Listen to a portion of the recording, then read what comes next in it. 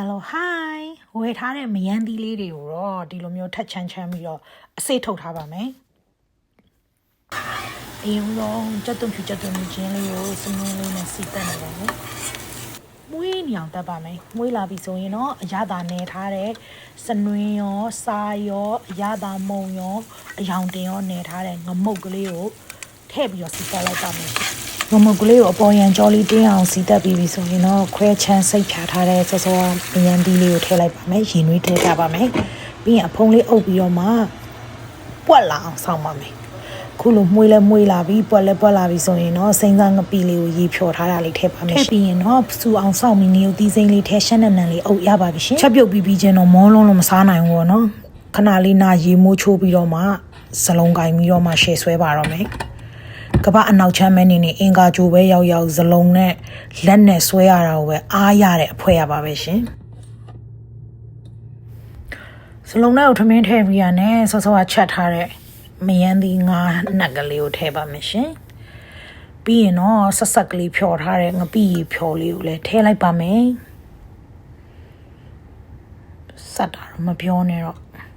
အားလုံးစုံပြီဆိုရင်တော့ပါဝင်ပစ္စည်းတွေနဲ့စီရဲ့ special စလုံးထမင်းကြီးကိုနေလိုက်ပါပြီစားဖို့ ready ပဲလား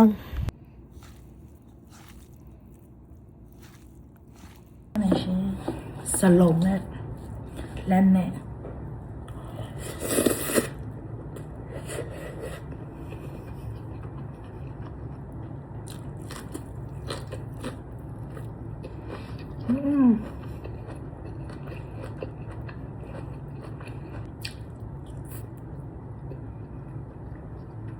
ညောင်လို့ဒီ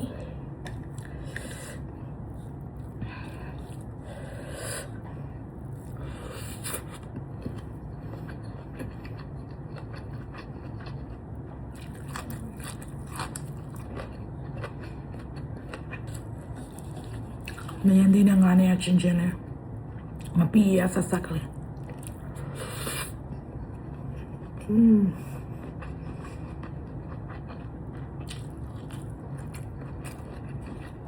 တောင်ရှားတရားခါလေး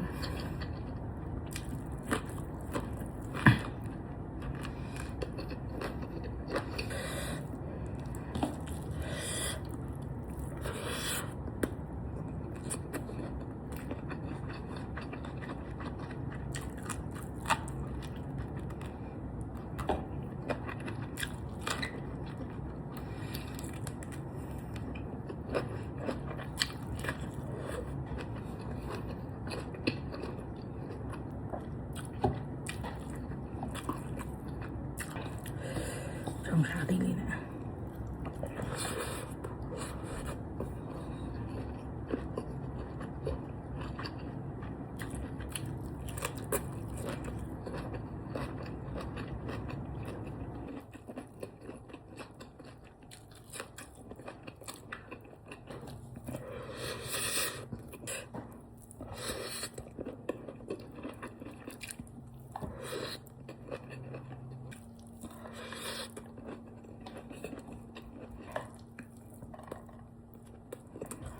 ကဲအဆုံးထိကြီးတဲ့ CF foodies တွေလည်းပိုက်စာရောပေါ့တခုခုထစားလိုက်အောင်တတား